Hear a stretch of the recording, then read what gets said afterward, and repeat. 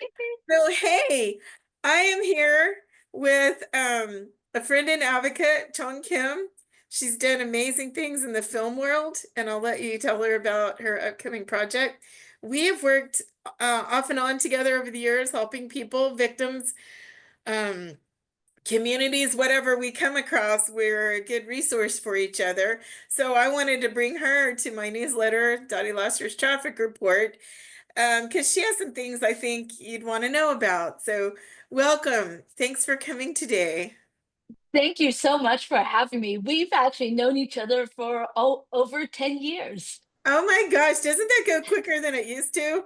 Yes, That used to be a long time. Now it's a flash. yes.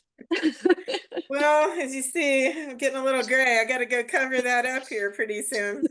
But yeah, so you do so many things. I call you an advocate, but tell me more what you're working on that's relevant right now, because everyone knows you and I, if we're gonna come across people, we're gonna help them, but there's more that we both do.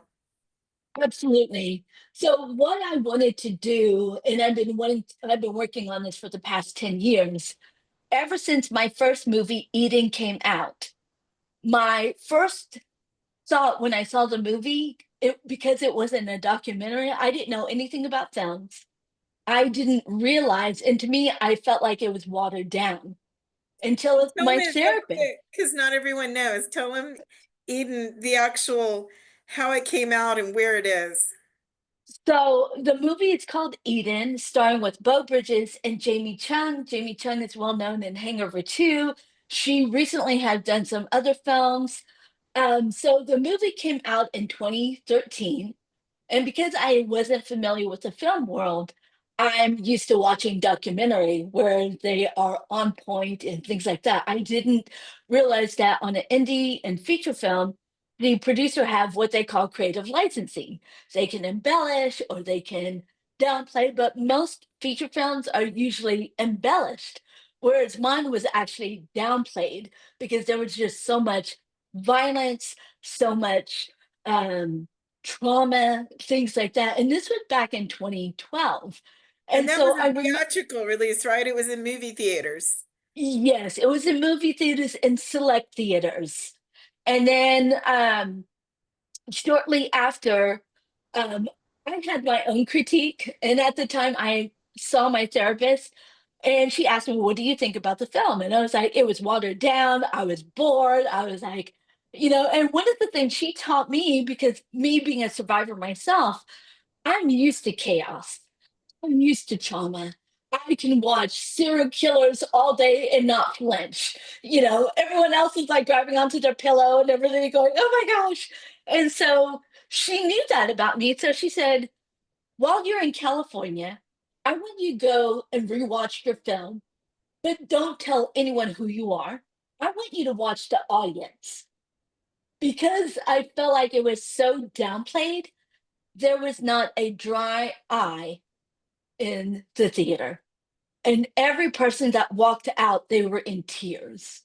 The only critique they had about the film, there was no further information about who Chong Kim was or Hyunjo, the character's name. They didn't give any forwarding what's going on with her. Did she escape? Did they find her? That sort of thing. And so, but one of the things I learned through the film industry is that I have to go and meet the people where they are at. I can't force people to understand what trafficking is. So I have to meet them where they're at. And during that time, a lot of people didn't know this, but I was actually working undercover. And I was contracted with both ICE and FBI. So when I told them I'm doing another film about me doing undercover, they said, "Are you sure it's not called Damn It, Kim?" Because there were times I did things that were unethical to them, but because they had a lot of red tape, they couldn't do things that I could do. And so, but one of the things I learned while I was doing undercover, I remember me and the agent, we were talking about all these juvenile kids that go into juvenile detention center and how so many of these institutions are not aware that they were trafficked and that they were caught up in a criminal situation because their pimp or their trafficker would have them do these things. And so when I realized that the girl that we both rescued, she was 12 years old. And we saw the local cop. He said, "You either need to go back home." She said, "Nope, take me to jail." And I was like, "Wait, why is that even an option?" I was angry. So the special agent that was with me, he said, "Oh, there's the every 40 seconds." And I was like, "What?" He said, "Oh, you haven't heard?" And I said, "No." He said, "Every 40 seconds, a child in America goes missing. That doesn't mean they're all runaways. It doesn't mean they're all abducted. It just means no one can find them." So it's a broad range. And then he said one in every fourth of them falls into human trafficking.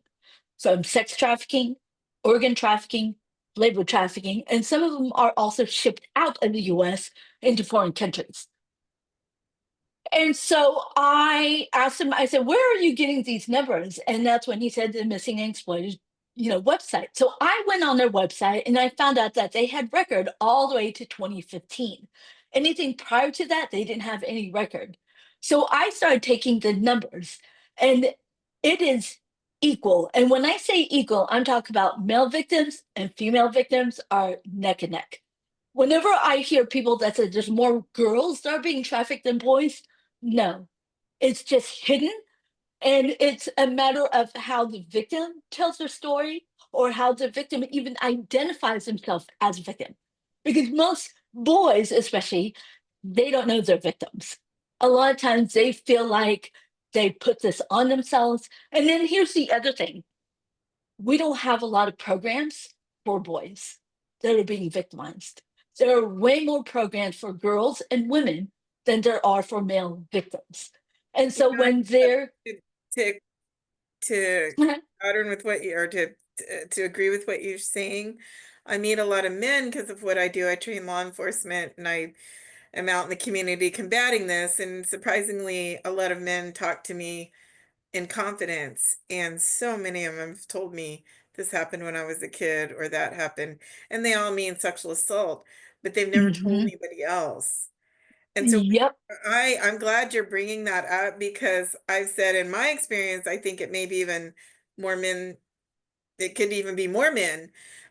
Because if you look at some parts of sex, the power and control is over male, even more than female if someone's going on a power trip. So I don't know the answer, but I agree with you. It's at least, if not more, the same. We absolutely. just don't hear from them, and we're not equipped to hear from them. I hate that. Mhm. I do too. And one of the things that I wanted to push, everything that I learned when I was doing undercover, as well as my advocacy work, and also my own personal experience, I wanted to put all of that into my upcoming film, which is called Every 40 Seconds Campaign, because I want people to know every 40 seconds, your child is being groomed somewhere. And now, according to Homeland Security, with our devices, it is now every 19 seconds a child is groomed.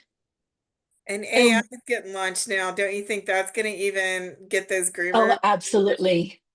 Yeah, I don't Absolutely. even I went, know how they're going to use it, but they're going to use it. absolutely. I was fortunate to meet with Ted Cruz last year, and they were talking about the Take It Down bill. And we got to hear from four different victims. And one of them was about 30 minutes from where I used to live. I used to live in Hurst, Texas. Now I live in West Texas, a lot warmer and drier.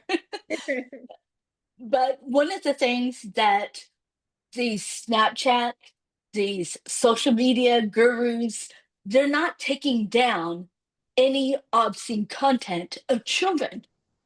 And then the other part is there's a lot of parents that don't understand sex torsion.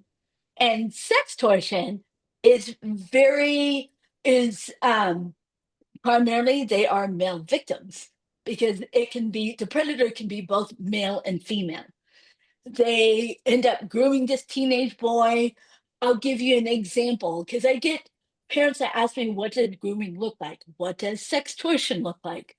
So if you're on Call of Duty, and one of the things I always tell people, parents about gaming, if you want to know, if you want to keep your kids safe, but you want them distracted, get them a game that's not required for Wi-Fi because no one can come in. They can't talk. I love those Candy Crush games. And I turn off the Wi-Fi portion because now they made a new Candy Crush where people could come in and chat with you. I don't want to talk to you. I just want to play the strategy game, you know? And then but what I wanted to do with this film, I also wanted to include male victims. So I've been telling a lot of my female supporters, and some are very strong feminists, but I tell them this is not an angry woman film. This is not about a woman that believes she is better than men. We're not going to create men in these characters to be stupid or to be beggars, you know, nothing like that. This is not a propaganda film. I want everyone to know that. Even though I'm a person of faith, one of the things that I did have some Christian producers, they said, we don't want violence, we don't want profanity. And I said, then you're not going to like what I'm going to post in my film because I want the reality. I don't want to sugarcoat things. I would rather have trafficker characters in my film cuss versus showing any naked scene. There's not going to be any nudity, any partial nudity, and no sex content in my film. It'll be implied, just like Law and Order SVU, they have implications. If we show a strip club, we'll make sure the girls are just wearing lingerie or bikini and they're all adults, you know, but they're not going to be shown that much. It's mainly going to be a girl that's going to wear a bathing suit like looking, talking to one of the advocates or things like that. Because one of the things I want people to know, even though I'm a person of faith, but I also believe we need to stop putting our head in the sand and we need to start opening our, because when, to me, I feel like we are the hands and feet of Christ. So we need to get out there and we need to go and help these kids. And so the other part is there's so many people that when it comes to human trafficking, everyone knows it's a bad thing. Everyone knows that this shouldn't happen, but there lies a massive disconnect. How does it relate to me on a daily basis? And so that comes with digital device. That comes with speaking to our children. How do we communicate to our children? So I created a course called the Personal Safety Course. I took out trafficking out of the title. And here's the crazy part. I currently work as a medical records specialist. And the company allowed me to teach the personal safety course through my work, and they loved it. So it's a three-part course. The first one is called Laptops, Devices, and Phones. And a lot of people don't know the dangers of Bluetooth. People think, oh, I'm on Bluetooth. I tell parents now when you're picking up your kid, get a wired device, hook it up to your CarPlay. Do not use Bluetooth when you're in the school zone. And I tell parents this because traffickers and predators are also within the school zone. They're waiting to hack into your phone. So I always teach about your device. Are you protecting your device? Do you know how to protect your device? If you have an Android versus an iOS, what type of features do you need to turn off on your phone? These are things I teach in the first session. It's an hour-long session, and I teach the parents, I give resources, things like that. Then the second one is called grooming. What is it? What does it involve? And I even have some of my attendants do role play with me. So I'll say, I'm at the mall, I'm a groomer, but you don't know that. Here's the other thing, groomers will also stalk you. Once they target a victim, especially a single mom or single dad with kids, whenever I get a lot of my single parent friends, and it's on both genders, I'll have a guy friend that'll say, guess what? I'm dating this lady. She loves kids. On the first day, that they say they love kids, to me, that's a red flag. Why do they love your kids? Why are they emphasizing to meet your kids right away? That's not okay. There's one thing I learned to add to that. I agree with you. What is their motivation? Because your kids shouldn't be accessed by anybody, really. I mean, long road. Absolutely. But there's love kids. I love kids. I mean, I'd risk my life for them and have done so. But I'm not Yep, in love with kids, and that's the difference. In love with kids is different than I care about the kids of the world. Um, absolutely. so in love with kids looks different. Absolutely. And the other thing is, I always tell single parents, when you're meeting with someone and the first thing they say is, I love children, I'm great with kids. That's the first thing that they share within the first couple of weeks of dating. Then ask them the next question. Tell me a moment that you had with a child that meant the most to you, and listen to the romanticism, because that is a red flag. And I'll tell you what does the romanticism look like. I'll give you a quick example. There was a guy that wanted to work at a youth facility I used to work for. I was the one that had to interview everyone. The first thing that comes into my mind as a survivor is, I think everyone's a predator until they prove me wrong. So what I did is I asked a question like, tell me a moment that you had with a child that meant the most to you, because it doesn't sound predatory, it doesn't sound attacking or accusative. And so their face light up. So this guy, he said, when I see her walking towards me and the sun is shining on her beautiful blonde hair Oh, and it bounces off her bare shoulders, everything he was telling me, I assumed this was a teenager or a tween. So then I'm listening to him. I was like, okay, what was it about her that she's walking towards you? He said, she just glowed. My heart just melt. I kid you not. And then I said, okay, then what else happened? He said, when she wraps her little arms around my neck, I can feel her heartbeat on my chest. And he said, I didn't want to let her go. And so then I said, okay, do you have the reference number of the parents of that child you babysat? He goes, yes. And so, how long did you work with them? He said, oh, not long, but he was very vague. So I called the parents and found out the girl was only 4 years old. oh, She was my. not a teenager.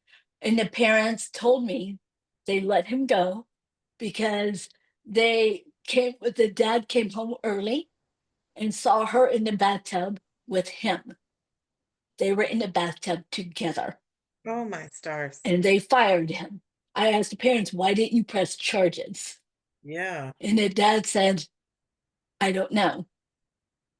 And that's another thing. A lot of parents don't know what to do.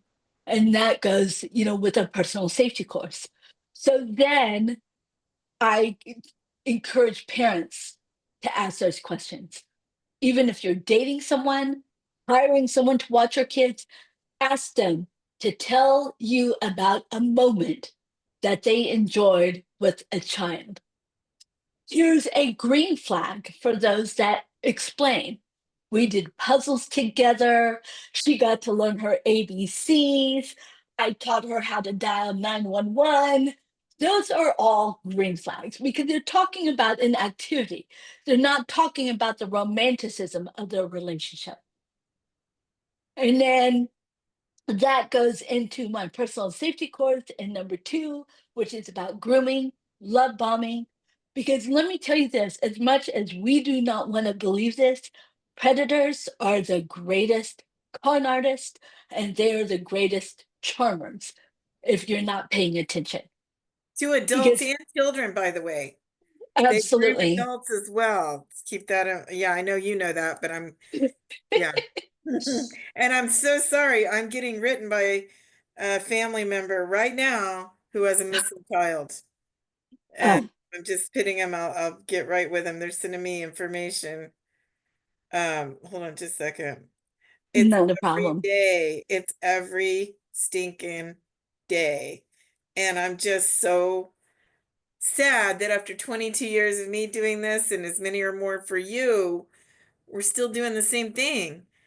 Even though Yep. we're trying to stop this process, we're having to react to the side effects. I mean, this is a little kid that's missing, and somebody's writing me to help her right now while we're talking about this.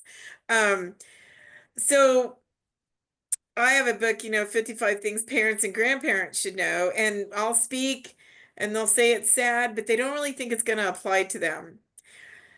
And it's really frustrating to me. They're almost like talking to someone that's glazed over where you can't get through until they text me and say, I heard you speak and my child's missing. And then, of course, they get it.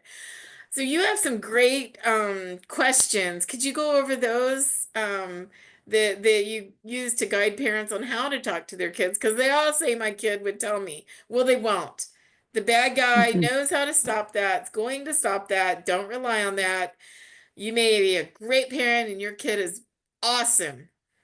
However, this game, and it's a game to the bad guys, is not played that way. Tell the questions that you suggest.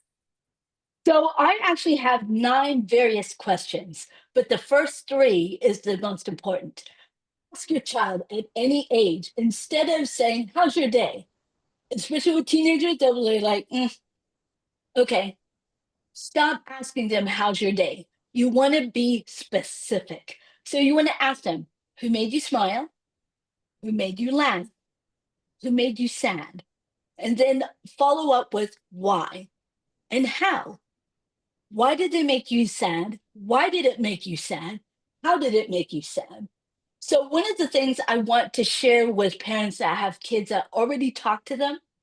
So, I had a mom that says, "Oh, my little one, he can talk."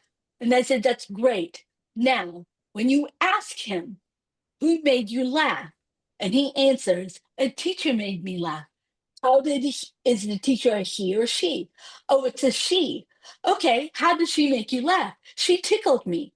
Okay, where did she tickle you? These are questions you need to ask. Where did the teacher tickle the child? We all think tickling is fun because we're hearing children giggle. Now, here's something that predators, they see it as a turn on because it's a great way to manipulate that child. I'm laughing. They're making me laugh.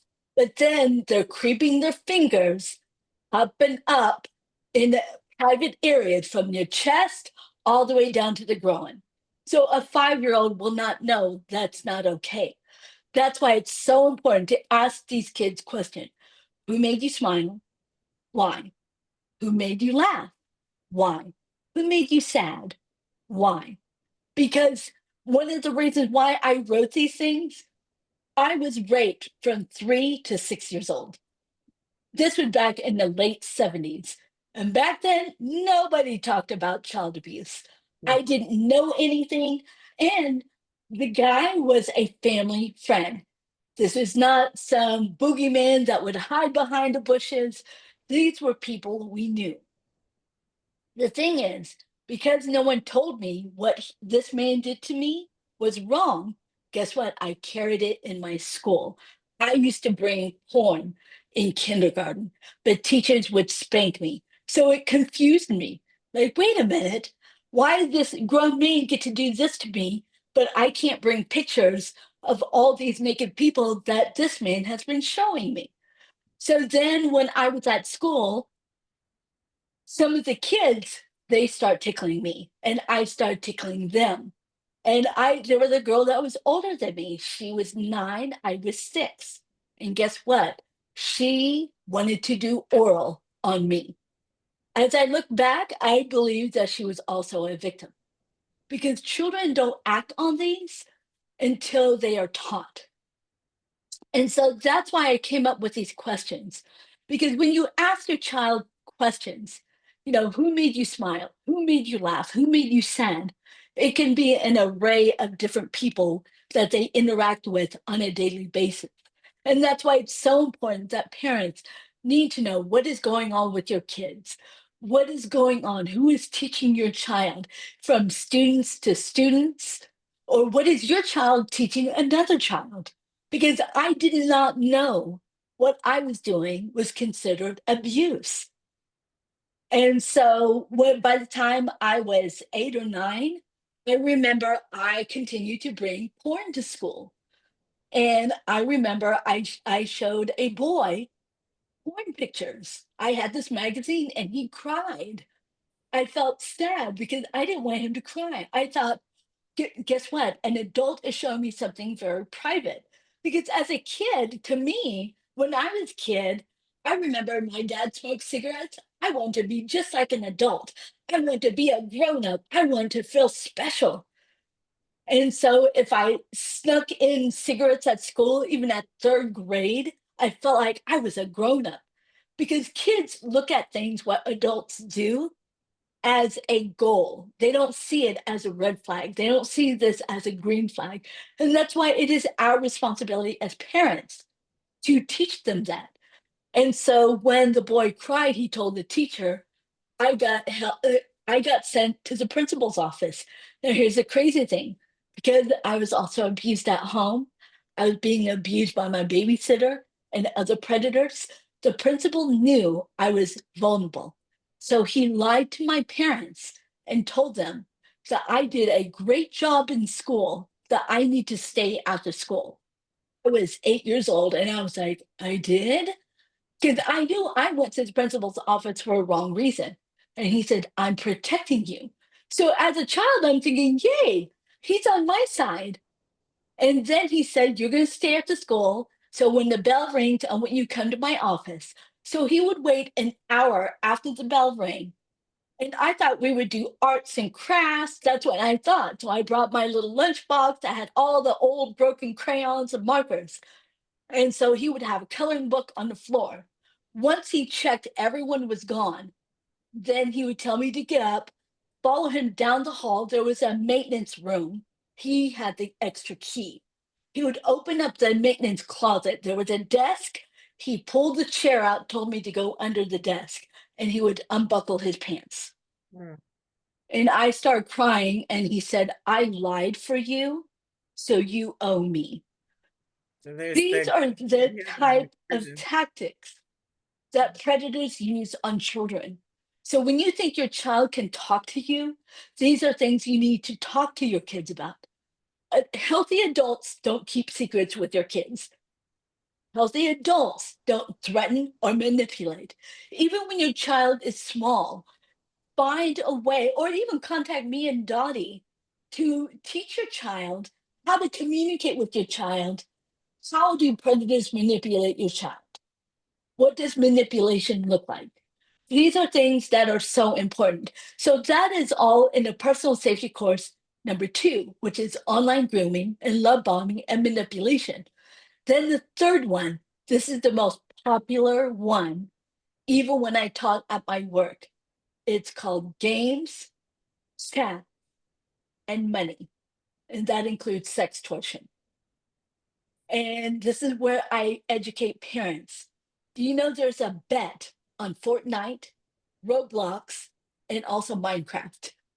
There are teenagers that are betting. They'll use their parents' credit card, and parents are like, "Why is my credit card going down?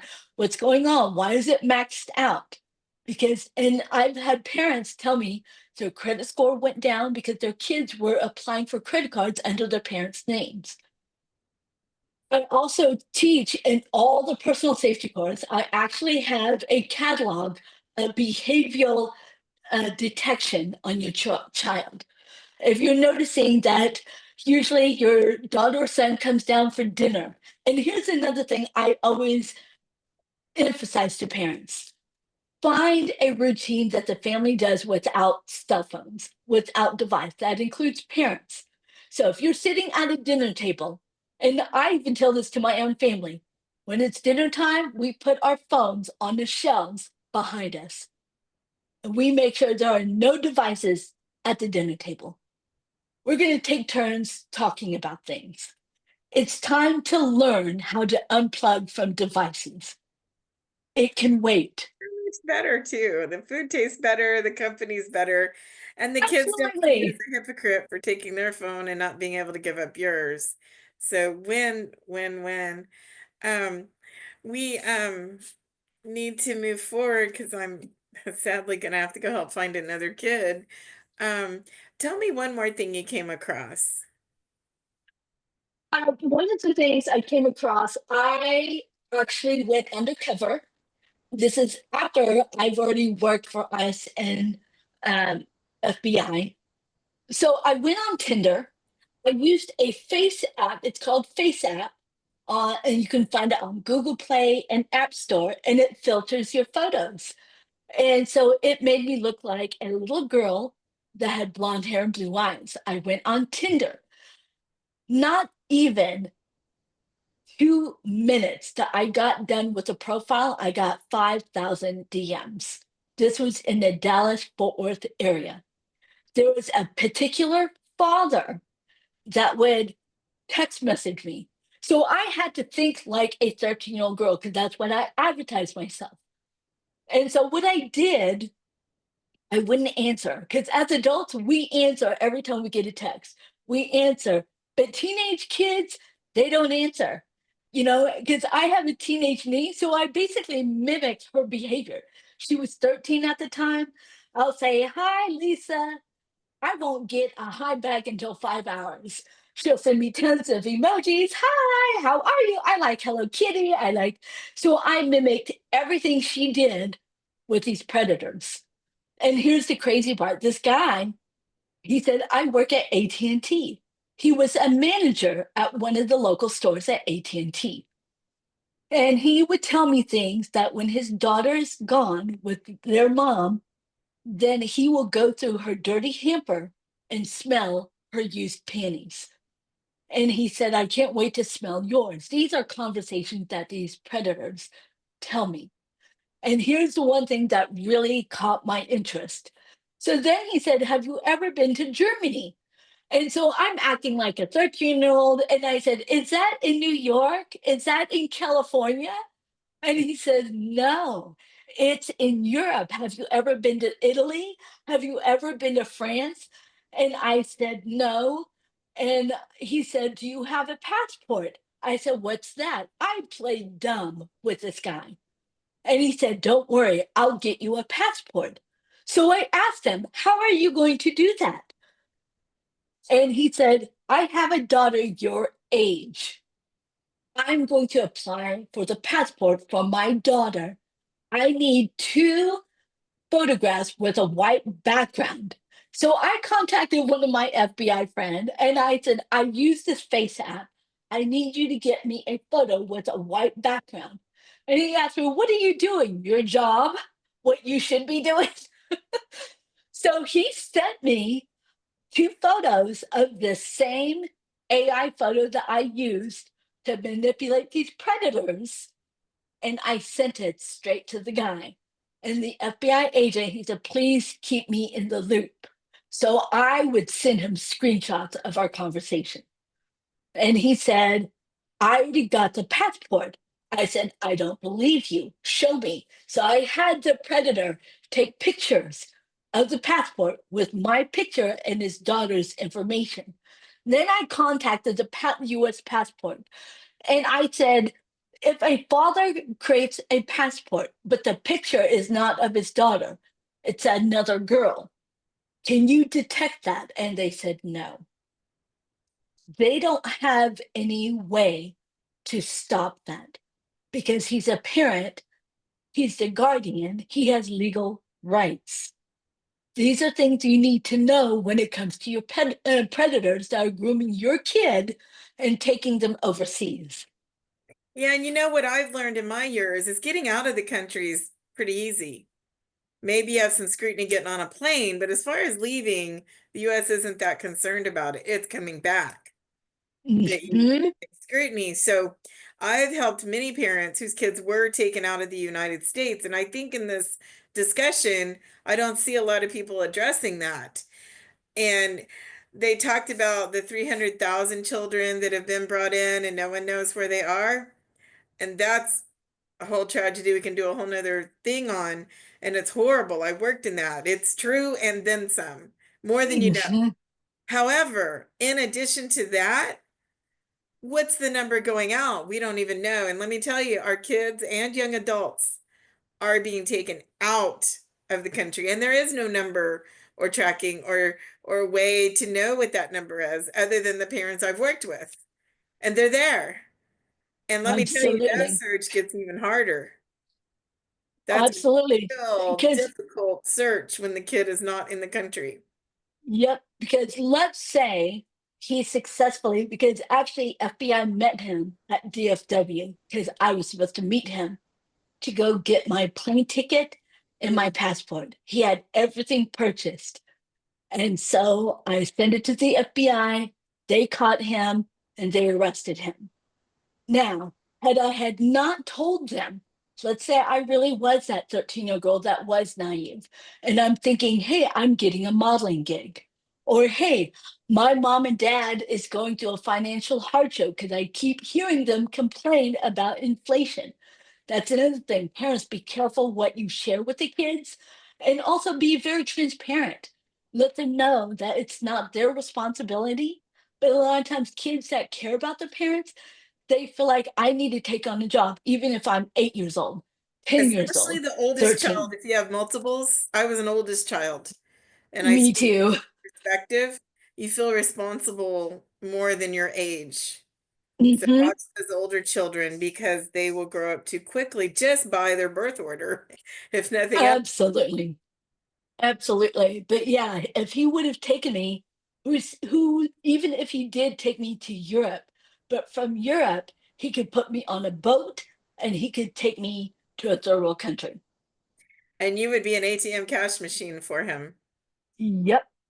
I am so glad you were there, and I'm so sad for all the kids that aren't there. You said 5,000 hit you. You know they're hitting other people, and there wasn't someone there. And so it's not okay. It's not safe. They're not safe. Your kids aren't safe. I hope we've scared you enough to at least enhance your parenting duties. I'm not telling you how to parent my audience. I'm just saying you need to enhance it. I don't care who you are. I've literally just got a call now. And the reason they're calling me is they have heard the speech. They heard the speech. And here we are. Yep. So, um, one more topic I think we had. You came across something that I've never seen before. Tell me about it. The embryo trafficking. Yes. So when I was trafficked, and this was back in the 90s, my trafficker took me to a unit. It was a storage unit, and it was on an Indian reservation in Nevada. And they had all these girls that were pregnant. And I said, well, who's the father? He said, it doesn't matter. He said, in the future, and my trafficker said this to me, in the future, traffickers will no longer abduct and take your children. Instead, they will start breeding their own, which means these are more undocumented babies that are born on US soil, but they've never been reported to a hospital or to the Social Security system. They're not written in vital statistics. And now that population in foreign countries are getting low, they're willing to pay extra money for stolen embryos.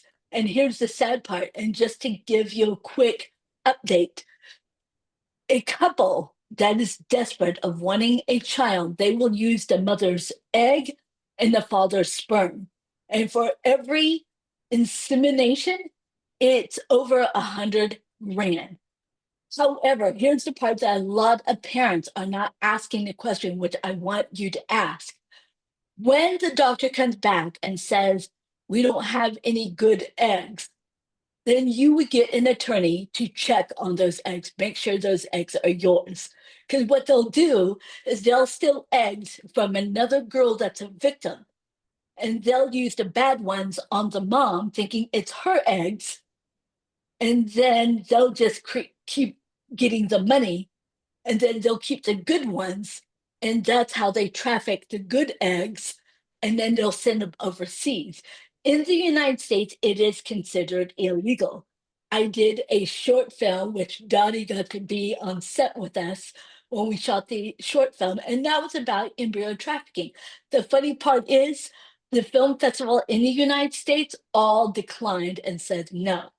I won 14 awards worldwide because of embryo trafficking. But people think it doesn't happen here. And especially when we're talking about abortion rights, reproductive rights, it's not black and white. Do not believe in the hype of the media. Ask questions. What are they doing to my fetus? If I'm going to have an abortion in a state that allows it, then ask them, what do you do with the embryo or the fetus once you terminate them? Can I have it back so I can give it a proper burial? These are questions you need to ask. If you're a desperate couple wanting to have a baby and you're going through the vitro, I don't know the correct terminology, but the vitro, some questions. Are those embryos mine? Because if I do a DNA test, I want to make sure they are my embryo and not a stolen embryo. So you can cash And in. and then I think there's byproducts to that too. Not all of them are fertilized. What happens to that genetic material? I So don't know the answer. I just as you're telling me this, it's kind of the first time I've come across it, but I'm thinking like what I've seen bad guys do. And so you, again, parents, even if your child's not born yet, are you responsible for that genetic material? I think in a legal world, I don't know, but in a bigger concept world, yes, absolutely. Um, And also, if you, because now there are 8 states now that allows children at the age of 12, that at the youngest age of 12, North Carolina is one of them, that are allowed to have an abortion without parents' knowledge or consent. But who's to say their embryos are not being taken? So on the good eggs that are valuable, that's when they keep the good eggs and they will actually ship it overseas. And then they'll look for desperate parents overseas that want the good eggs, but they'll still give them the bad eggs. They'll use the good eggs, then they'll look for healthy sperm from sperm bank. They'll start breeding them. And guess what? These babies are born and they're being used in a human trafficking ring. None of these sure, better. embryos that are healthy, especially in embryo trafficking, are being used for adoption or to be given into a couple's hand that wants a child. They're being used basically as slaves. Because if you think Well, like a predator, yeah, if you can no longer have to kidnap anybody's kids, no more missing person report, no more devastating parents speaking out, getting angry. Now you can create your own human at a secured lab that nobody knows about. And these babies are born. They have no identity. They don't have anything. They don't have a birth certificate. And I know what that's like. I wasn't born here, I was naturalized. My uncle brought me here. My traffickers destroyed my documents to this day. Immigration refused to give me my papers. They say, can you prove that your traffickers took it? What do you want me to do? Knock on his door and say, I haven't seen you in 30 years, but I need something that says you tore it up? You know, it's ridiculous. But because I didn't have an ID, I didn't have a birth certificate, I couldn't get even a bag of groceries at a food bank because they considered me undocumented. So whenever people talk about this whole deportation, it's not black and white because Dottie and I actually helped an undocumented woman that was trafficked that ICE refused to assist. And I contacted Dottie and I said, hey, she's a victim of human trafficking. We need to help her. And we did. We were able to get her a visa. She was able to stay in the United States. And, that's how me and Dottie works. Whenever, even if I says, well, we don't believe she's a victim, I'll call Dottie. yeah. We're not going to turn them away. And the good thing is, it seems to be the right people reach us that need our help. And but also the sad thing is, we're just civilians. Everything you've done and I've done, we don't have a special power. I mean, we do now, but we didn't start with one. And so Exactly. I encourage whatever our listeners' superpower is, use it because this is intolerable in a civilized society. This is intolerable for our future. If you traffic our kids, we have no future. Nothing you do matters if our kids are destroyed. I mean, what does tomorrow matter and what accomplishment you make if you let a generation be destroyed? And as adults, it's all our responsibility. I want to thank you so much for coming on and all the work you do. And sadly, I'm gonna jump off and go do what I do. I wish I was never needed, as I'm sure you do too. So, Absolutely. And I would love to continue doing this podcast, even if we have to share the course, the personal safety course on your podcast. That because I created these three courses because I wanted to give parents the tools and resources. Because I do get parents that says, I am aware that this is happening, but I have no clue where to even begin. Well, guess what? We can teach you. yeah, I've got my back. It's a short Yes, read, but it'll sure change your life. Once I get them to read it, they usually come back and go, "Oh my gosh, he's, that helped." And I know one time I spoke at a PTA, there were 600 sixth graders. I spoke to the kids. And at that time I dyed my hair purple because I was on the news a lot, in the media and film, and I wanted people to remember my purple hair and say your kid's being groomed, groom. So I live in a small town at that time, and three mothers within 2 weeks of that presentation walked up on the street. I've never met them before, but I was thinking about this morning. It was really cool. They walked up and grabbed me. Thank God I'm, okay with that. Hugged me three separate times, totally separate incidents, and said, "Thank you, you saved my child." That wasn't mhm, hard. That was so easy to do. So let's all do it. Let's save some kids. absolutely. We don't want any more trouble. I don't want a kid born in this time to make a film later like you had to. Let's have some Exactly. happy films. Let's not have to tell this story anymore. It stops with us. Our generation can do it. You and I are working on it, and I invite everyone else to join us. We'll show you how. Tell us Absolutely. how they can reach you. You can actually reach me. It's E40S, as in Sam, film.com. It's my website to learn more about the film. You can also reach me through there. And also, our email is e40sfilm@gmail.com. If you want, we are looking for sponsors, investors. We are not a 501(c)(3). I get people ask me that all the time. We Nor are a am for I. profit. Again, all disclosure, I tried Yeah, that, didn't work. Chong Kim and I are both, we do what we do. And those nonprofits absolutely. don't really work out. In the end, they're set up to fail. Absolutely. And the other thing that I want to share real quick, whoever you donate in some of these nonprofit, please check where the funding is going. There was a Texas state nonprofit that was supposed to help refugees and asylum seekers. They were given $1 million, and I had three of the staff tell me that it was pocketed into their salary. So they had to announce that the 3,000 asylum seekers and refugees that they were supposed to assist have now been deported because they got greedy. So please, please, when you're donating, do checks and balances. Ask them, where's this funding going? I want it to go to your program, not in your pocket. So, I also am just kind of putting together a couple of things. My experience in 20 years working in and out of nonprofits. They call themselves non-governmental organizations, but you'll find the bigger ones have government grants. So is that a non-governmental organization? right? So a lot of times those are the ones I try to avoid because that's where the harm seems to creep in. I can't tell you Yep, why, but I don't mind if people get paid for showing up and doing a good job. In fact, I want us to get paid enough that we have the best minds in the world working on this. absolutely. But I Absolutely. And also want them to help people. So you need two parts to absolutely. that. I wish I had a fund to attract the geniuses that are in other worlds because they would come up with solutions I haven't thought of.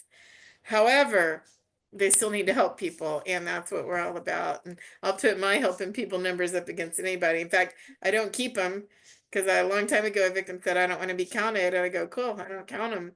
But there's evidence all over the world of what we've done, and I'll stand by that any day. But the thing is, everybody can help. No one's perfect at it, myself included. You don't wait for that. Just get your boots dirty. Go do it and save these kids. And tune in like in the next Absolutely. 40 seconds. Help give it a life. It can grow and help so many people, and we want to see it take its life as well. Absolutely. And one of the things that I'm changing the way filming is done, our film will be the first one that actually will give back quarterly to any nonprofit, and we will check. If you say you have housing, we will check. If you say it's confidential and we can't see it, you will not get funding from us. We don't just hand out checks blindly just because you say you're a survivor run or you're a nonprofit. I've seen it all. So, but we are the only ones that will make sure that proceeds, some of our proceeds are given back, because the whole purpose of creating this film is to stop the epidemic of trafficking and abuse. I agree. Let's stop it. I want to just go gardening. Me too. And ride my horse's garden. So anyhow, well, last word there. Anything else? Just keep your kids safe. And like I said, the personal safety course, um, if I do it here with Dottie, it's free. If you contact me and want me to teach a course through your HOA, your community, then we would definitely have to talk because I still need to eat and pay my bills. But I'm majority excited. of I'm it, heading to Pennsylvania to train law enforcement this coming month, and I love to train any of your groups. And both of our websites absolutely. reach us, and we want to come and make your community safe for your children and adult victims, and hostile to those who would harm them. Absolutely. But the main thing is I made the personal safety course affordable so all parents can sign up. Survivors, if you don't have any income, you can come for free, you know. Um, and then college students that are single parents, if you're taking a course about child development, psychology, social justice, you can come in for free. Majority of the proceeds that I make for the personal safety course, about 40% of them is given back to charity. Good. All right. Well, till next time. Thank you. Thank you so much.